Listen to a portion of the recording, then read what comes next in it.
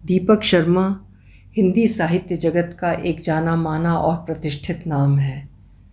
Lucknow Christian college के स्नातकोत्तर अंग्रेजी विभाग से अध्यक्षा रीडर के पद से सेवानिवृत्त दीपक शर्मा की पहली कहानी अचतन चेती परहोना जून 1970 की प्रीत लड़ी पंजाबी मासिक में दीपक भुल्लर के नाम से छपी थी।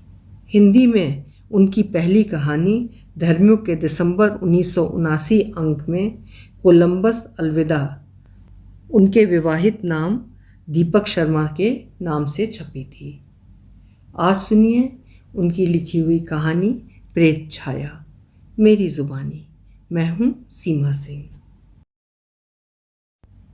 माई eyes make pictures when they are shut, अर्थात मेरी आंखें चित्र बनाती हैं जब वे बंद होती हैं, कोलरिज ने एक जगह कहा था। वे चित्र किस काल के रहे होंगे? विगत व्यतीत के, सामने रखे वर्तमान के, आगामी अनागत के, अथवा वे मात्र इंद्रजाल रहे, बिना किसी वास्तविक आधार के, बिना अस्तित्व के, जो केवल कल्पना के आह्वान पर प्रकट हुए थे? या फिर वे स्वप्न थे जिनके बिंब प्रतिबिंब चित्त में अंकित किसी देखी अनदेखी ने सचित्र किए? योगानुसार चित्त की 5 अवस्थाएं हैं: क्षिप्त, मूढ़, विक्षिप्त, एकाग्र एवं निरुद्ध। मैं नहीं जानता मेरा चित्त आजकल कौन सी अवस्था से गुजर रहा है, किंतु निसंदेह 87 वर्ष की अपनी इस आयु में जिंदगी मेरे साथ पांव घसीट कर चल रही है। यथा समय विराम चिन्ह भी लगाएगी, मैं जानता हूँ। मेरा घूंट, मेरा कश, मेरा निवाला, मेरा श्वास बीच में रोक देगी और पारलौकिक उस विभ्रंश घाटी में मुझे ले विचरेगी जहाँ समय का हिसाब नहीं रखा जाता।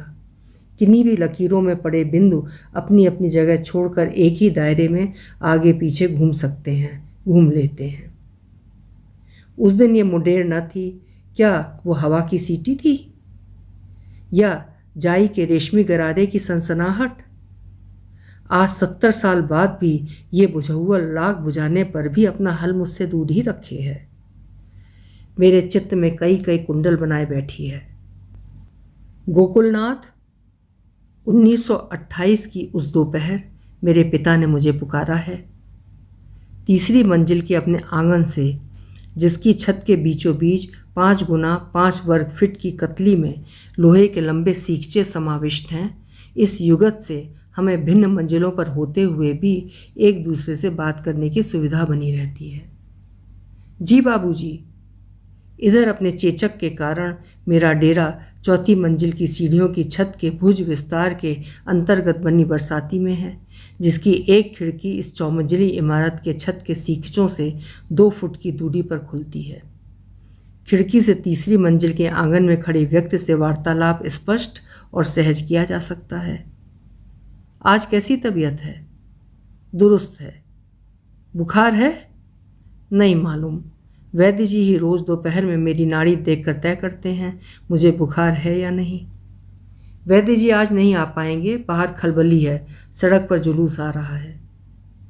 इतिहासकार जानते हैं, सन 1919 के गवर्नमेंट ऑफ इंडिया एक्ट द्वारा स्थापित भारतीय संविधान की कार्यप्रणाली पर रिपोर्ट तैयार करने हेतु स्टैनले बाल्डविन की कंजर्वेटिव ब्रिटिश सरकार ने नवंबर 1927 में एक दल का संगठन किया था, जिसका नाम था साइमन कमीशन।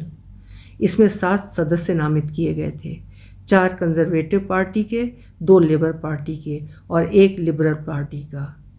अध्यक्ष रखे गए थे 2, sir John Simon and Clement Attlee, जो बाद में ब्रिटेन के प्रधानमंत्री भी रहे। इस कमीशन को भारत का दौरा करने के बाद ही अपनी रिपोर्ट देनी थी, किंतु जब ये दल हमारे देश में आया तो कांग्रेस पार्टी समेत कई राजनीतिक पार्टियों ने इसका जमकर विरोध किया था। सभी को आपत्ति थी कि इस कमीशन में एक भी भारतीय क्यों नहीं रखा गया था। फलस्वरूप जहाँ जहाँ ये दल अपनी रिपोर्ट के लिए सामग्री एकत्रित करने जाता, वहाँ वहाँ काली झंडियों के साथ नारे लगाए जाते, go back Simon, go back. उस दिन वो दल हमारे कस्बापुर में आया है। जी बाबूजी। कितना भी कैसा भी शोर क्यों ना हो, मुंडेर पर मत जाना। भीड़ को तितर बितर करने के वास्ते पुलिस हथगोले फेंक सकती है, गैस छोड़ सकती है, गोली चला सकती है। जी बाबूजी। वैद्य जी ने तुम्हारे लिए एक पुड़िया भेजी है खिलावन के हाथ, तुम्हारे पास भेज रहा हूँ, पानी के घोल में से पी जाना। उन दिनों खाना भी मुझे इसी खिलावन के हाथ यहीं चौथी मंजिल पर भेजा जाता था। अपने चेचक के कारण पहली मंजिल वाला मेरा कमरा मुझसे छूट गया था। मेरे पिता कपड़े के थोक व्यापारी थे और भूतल वाली मंजिल के अगले आधे हिस्से में अपनी दुकान खोले थे और पिछले आधे हिस्से में अपना गोदाम रखे थे। पहली मंजिल पर मेरे दादा के और मेरे कमरे के अलावा बैठक थी और मंदिर था। दूसरी मंजिल पर रसोई और मेहमान कमरे। तीसरी मंजिल पर मेरी सौतेली माँ अपनी 5 बेटियों के साथ अड्डा जमाई थीं। छूत के डर से उन्हीं ने मेरा कमरा मुझसे छुड़वा रखा था। खाना मुझे खिलावन की निगरानी में खिलाया जाता। शुरू में मैंने खिलावन से कहा भी कि वो खाना रखकर चला जाए, मैं थोड़ी देर में खा लूँगा, लेकिन खिलावन ने सिर हिला दिया। हमें ऐसा हुक्म नहीं, बहू जी कहती हैं आपके खाने के समय हमें आपके पास खड़े रहना है। हाँ, मैं कितना खाता या ना खाता इससे उसे कुछ लेना देना न रहता। जैसे मैं उसकी ओर अपनी थाली बढ़ाता, हाथ बढ़ाकर वो थाली लेता और वापस चला जाता। पुड़िया लेकर मैं अभी बिस्तर पर लेटने ही जा रहा हूँ कि नीचे सड़क से एक खुल्लड़ मुझ तक पहुँचा है। अपने पिता का कहा बेकहा मानकर मैं मुंडेर की ओर लपक लेता हूँ। Go back Simon, go back. ढेरों नारे हवा में गूंज रहे थे। जब ही सड़क की दिशा से एक मेघ गर्जन ऊपर मेरी मुंडेर पर धुधुआता है, अंधाधुंध मेरे गिर्द फिरकता है। मेरी आंखों के वार पार नीर जमा करने लगता है। मेरी चेचक के 11वें दिन के पोले उभार टीस मार कर टपकने लगते हैं।